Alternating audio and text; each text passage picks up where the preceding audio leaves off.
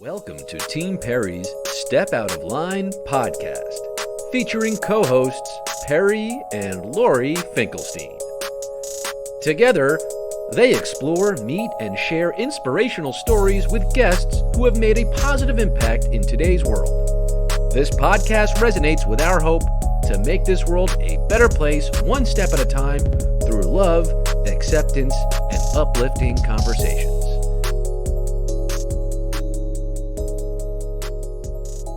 Jess Ekstrom, founder of Headbands of Hope. And we actually found you just by a search online for headbands, and we came across Headbands of Hope and we ordered something.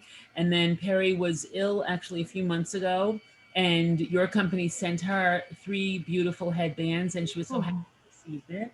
And then she just made a big purchase over Thanksgiving. You had a special, and she purchased even more headbands because she loves headbands. You're quite evident in our headband drawer. Good.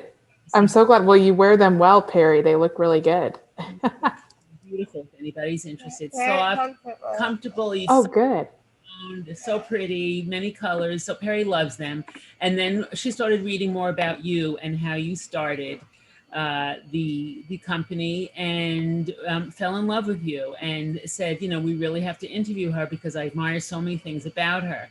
You do a podcast, which we love podcasts. You started this company when you were a junior in college. The idea came to you because of work that you were doing with kids, and you wanted to brighten up their day because I believe from what I was reading, it was in Disneyland or Disney World, you were doing an internship, and that's when you were taking pictures and you met children and you're like, I have to do something. And you're an author and a speaker, and you also empower other women to become the best that they can be. So I think that's a sign of a true leader, not just being great yourself, but having the confidence to empower other people as well so that they succeed. So Thank you. Something that I know Perry wants to be. Oh, well, first of all, you guys did your homework. Super impressed. I think that's better than I can recite my own bio. But I think one of the coolest parts of doing this is the ability to brush shoulders with really inspiring other people that I wouldn't have met otherwise, like Perry. So I'm very excited to be here. So thanks for having me. Awesome. So why don't you tell us how you started so everybody can find out the history of Headbands of Hope and how someone, a junior in college, came up with this idea and just went with it. So as you said, I was interning in Disney World. I was a PhotoPass photographer. Perry, have you ever been to Disney World or Disneyland? Yeah. So those pictures that the people that want to take your picture all the time, that was my job. And one of my favorite things that I got to do was I got to take pictures of kids that were there on their wish through the Make-A-Wish Foundation.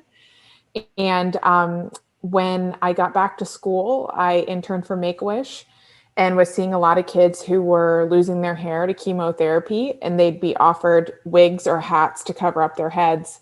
And they really wanted to wear headbands. But when I looked up, all I did was go on Google and I looked at, is there anyone that's giving headbands to kids with illnesses, and realized that no one had bridged this connection yet. And I think that that's, a lot of people put a lot of fancy words around being an entrepreneur. But I think at its core, it's really just about creating what you wish existed. So that moment that I realized that no one was fulfilling this need that I thought, they deserved, I thought, why not me? I could try to figure this out. I say it was like one of the dumbest, smartest moments of my life was think that I could do it. So I started Headbands of Hope in 2012. For every headband we sell, we donate one to a child with an illness. And we are slowly creeping on donating 1 million headbands. Oh, wow. That's awesome. It's funny, I was reading also that you knew you were an entrepreneur, or your parents knew, when you sold your siblings' toys. On eBay, yes. I did the same because my sister was studying. I didn't think she really cared about her toys. So I sold them, and my mother made me go to who I sold them to and buy them back. And I had oh my gosh. My parents didn't make me buy them back, but my sister to this day is still a little annoyed with me for doing that, like 25 years later. Yeah. If you see something that's not working, you get rid of it, make money from it, and use that money for something that's worthwhile. So Yeah, absolutely. I agree with that principle 100%. I think Perry has that spirit in her as well. I can tell. Well, she never did that because she's too honest, but I think she, she has that way of thinking. So Yeah. what kind of capital did you have to start this company with? And what mishaps did you have in the beginning when Mhm. you tried to do everything yourself before you were able to hire people to make the decisions for you that you had no background? So, as a college student, as you could imagine, limited personal budget was definitely eating ramen noodles and borrowing my sister's Netflix password. And so, I didn't really have a lot of money to start this idea. So, I tried to use different resources that the school had that I could try to tap into, whether that was working with a graphic design class and asking them to make me a logo, or working with computer design students and asking them to teach me how to build a website. And I paid those students in Chipotle burritos. That was like how I was getting started. But then when I realized I was actually going to need some capital to make the headbands, I was working with this manufacturer out of Kansas that I found again on Google. And I didn't have any context of what was like needed to start, a first run of product. And so when they said that initial payment was going to be $10,000, I was like, that's a lot of money, but I also didn't have anything to compare it to. So I started to look at how can I get capital? Can I get a loan from the bank and pay some interest on it? Or could I, try to give away equity and, get money that way? And my dad is also an entrepreneur. And so when I was talking to him about these ideas, he was like, I've seen your business plan. I think this is a good idea. I don't want you to give away too much equity too early or be tied to a bank. So I would like to be your first investor, and I'll front you the 10 grand to get this first run of headbands, and let's put together a payment plan. And I was blown away, so excited. I mean, I couldn't believe that he believed so much in this idea that he'd be willing to put like skin in the game like that. I went to the bank, wired them the money, and I never heard from them again. It was awful. And I felt like this was, kind of like a sign that I wasn't qualified to do this. But then that was really when this purpose, rooted belief that what I was doing was good, and that business might not always be easy, but it should be worth it. And this was worth it to me. And so I got a $300 grant from my school that they were giving away to students starting companies. And I bought 2 different headbands from the supplier that I found on Etsy, and put those 2 headbands on my website, April 25th, 2012. And now we have almost 200 headbands on our website, and I never took outside money again after that. So I think that story and starting off like that taught me a few things. One, definitely get 30% deposits. Don't pay in full. And 2, that really, failures aren't reflections of your worth. They're just reflections of growth. We can think a lot of times that when we mess up, it's on us and who we are as people, but it's actually just a super normal part of the process. So, like, I know when we're trying to get viewers or we're trying to get people to find out about us, and sometimes it could be discouraging because you think sometimes you post something, you get 10 hits, and then another post will get like 1,000 or 1,500, and there's no rhyme or reason to. Totally. Welcome to the club. Yeah. It could sort of get you down a little bit. So, what would you say to Perry, who is tenacious, but sometimes she's like, okay, what are we doing here? Um, Mm-hmm. how can we make this better? And we're always trying to keep upbeat about it. But what do you say to somebody who's starting out, who gets down a little bit? Just keep going, or ask for help, or everything? What do you? Well, there's a lot of different strategies you can use, but I think the most important one is your mindset around when things don't go as planned or when you mess up. The biggest thing that I can tell you that I try to tell myself is that every time something doesn't go as planned, it's research because you just learned something new that you wouldn't have before. So that mistake that I made with the manufacturer, that was great research to know how I do contracts today. Now we have contracts that are, 7-figure contracts that would be a heck of a lot more loss if I wasn't doing my, due diligence, because I learned that on a $10,000 contract. And when, we buy a headband at Headbands of Hope that's purple and it doesn't sell, we're like, great. Now we have this information that people don't like purple as much as they like pink.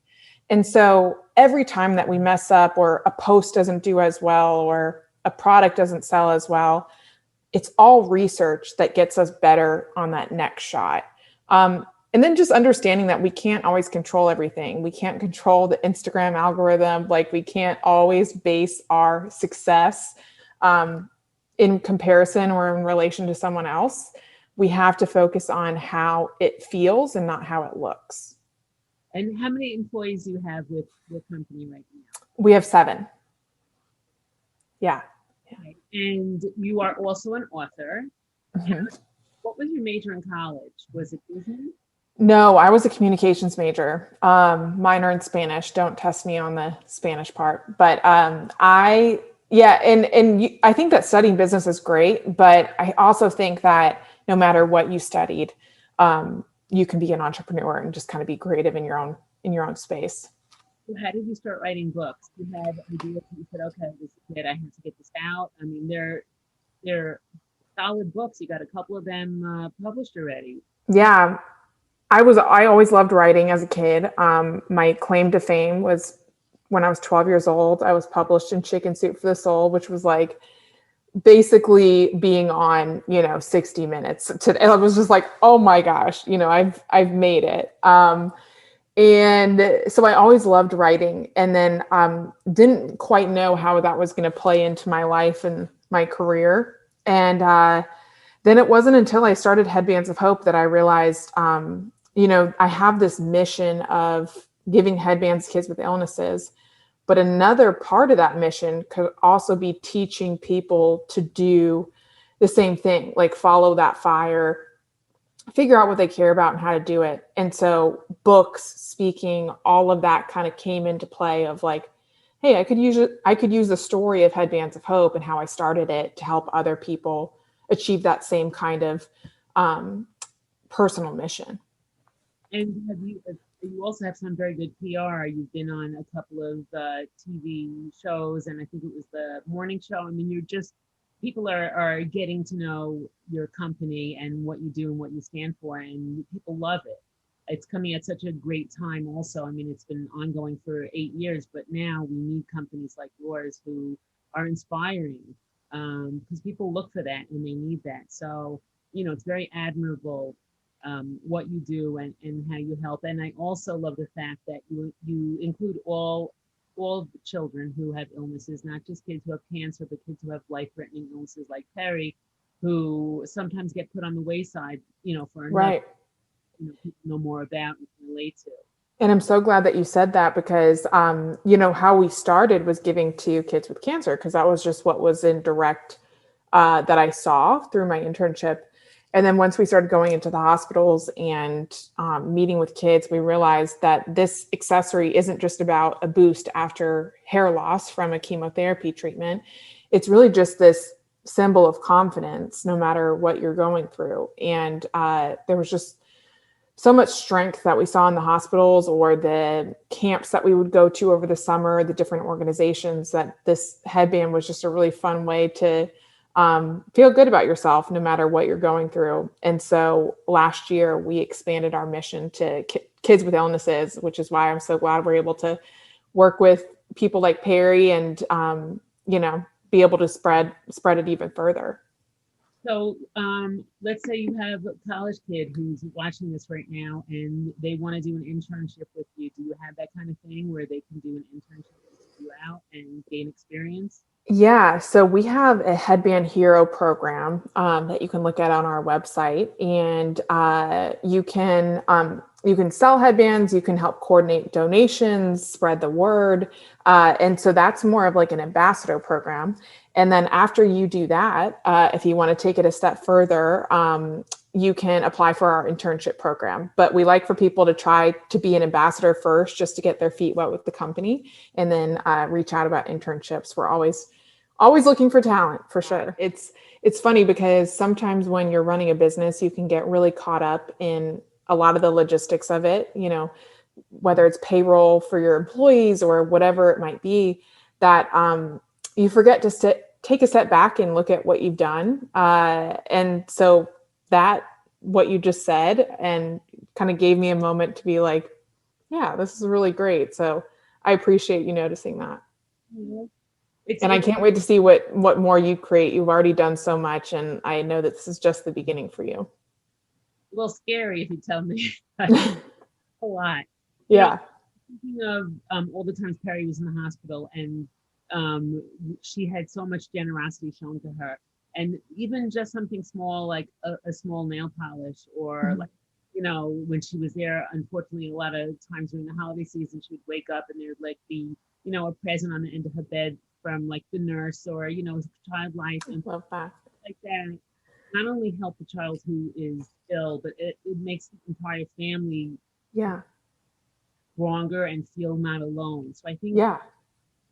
So the nicest thing about Headbands of Hope is that you don't feel like you're alone anymore. I appreciate it. Right? It doesn't matter what it is. Yeah. It's a cute headband, and who wouldn't love a cute headband? But it's the warmth that The is, gesture. and it's a feeling that you're giving. Yeah. You're giving hope, and you're giving comfort, and you're giving joy, and you know that somebody's caring, for you. So the nicest thing that you could possibly do. Thank you. Perry, do you ever think you might start a company one day? No, I don't want. Up for the entire family Yeah. will work for her. Yeah. What a small world. You guys are in Long Island. I'll have to tell my mom.